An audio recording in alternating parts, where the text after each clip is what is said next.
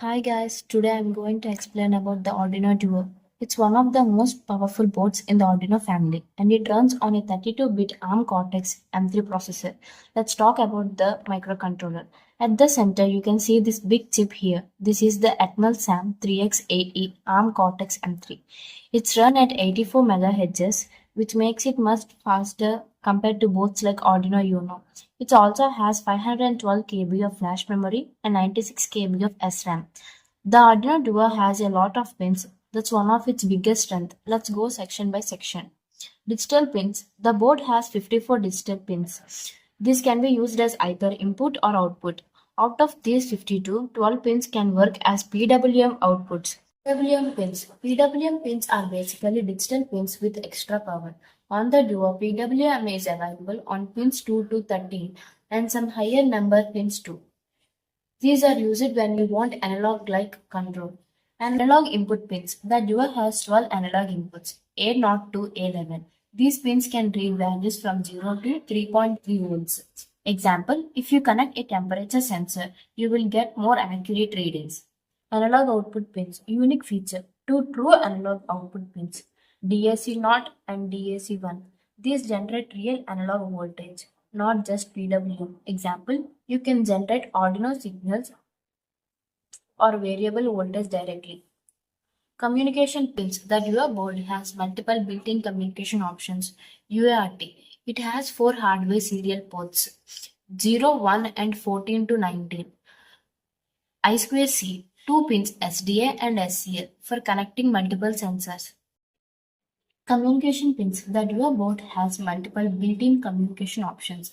First of all, UART. It has 4 hardware serial ports. Next, I2C, SDA and SCL for connecting multiple sensors. SPI pins available on the separate SPI header, used for fast communication with displays, memory cards, etc. CAN bus. The Duo even has a CAN interface for automotive projects. Power pins. 3.3 volts pin supplies 3.3 volt power to sensors and modules. 5 volt pin. This is present but internally it comes from the USB or regulator. So be careful, most in-out pins can't take 5 volts. Ground pin. Ground pins, there are multiple ground pins in the Arduino Duo board. Next, VIN.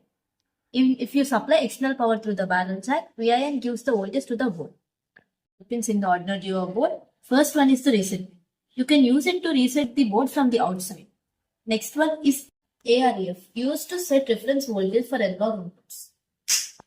Erase button. It wipes the flash memory of the SAM 3X80, used when you need to force reprogramming the board. Next, reset button. Restarts the microcontroller. Like rebooting your phone clears running code but doesn't erase it. It just restarts the program. There are some LEDs on Arduino Duo. So first one is RX LED. It shows the reception of the serial communication. Next, TX LED. It indicates the transmission of the serial communication. Next one is L LED. It is connected to the pin 13. It is used to test the status of the board and status of the LED. It is the basic blink LED. So the next LED is on LED. It is the power indicator of the Arduino Duo board. Next, CS4725 volts. That marking refers to a voltage regulator C4725 series. Its job is to convert the incoming voltage to a stable 3.3 volt supply for the SAM 3X8E and other components. Without it, the processor could get fried. Arduino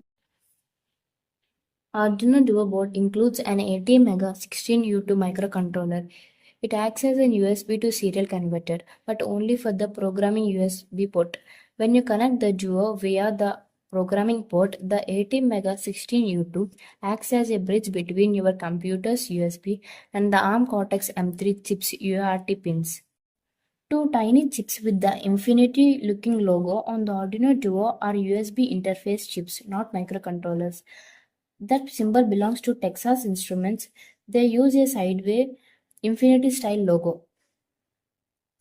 On the Arduino Duo, near the USB ports, you will find two TI chips, USB Power Management or Protection ICs.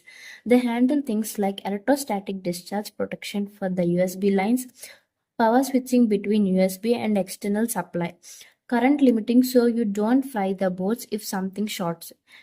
Making sure the USB ports follow proper USB specifications. Why these TI chips are needed? The main SAM3X80 chip and the 80 mega 16U2 can talk USB, but they are delicate. Directly plugging or unplugging cables or connecting bad devices could kill the board. These TI chips act like bodyguards. They protect the main processors from the USB, power surges, and static shocks. So, in simple words, we can say that Infinity chips aren't brains, they are security guards for the USB ports, making sure power and the signals are safe before they reach the processor. Next, there are some regulators on the Duo board. Let's talk about them. First, 5-volt regulator. If you power the board with 7 to 12 volts through the barrel jack, this regulator brings it down to 5 volts. This 5 volts rail is then used internally and also given out on the 5-volt pin. Next, 3.3 volt regulator. The Duo works mainly on 3.3 volts logic. So there's a regulator that converts the 5 volts down to 3.3 volts. All the SAM3X8E pins and most onboard chips run on this. It can supply about 800 milliamperes to external circuits. Small SMD parts often use 3-digit codes. The code tells you the value of the component. These tiny parts with numbers like 152, 563, 104 are in processes. They are mostly resistors and capacitors. 512 means 1.5 kilo ohm resistors and 104 means 100 nanofarad capacitor. 010 is just a jumper and 289 is 28 microfarad capacitor.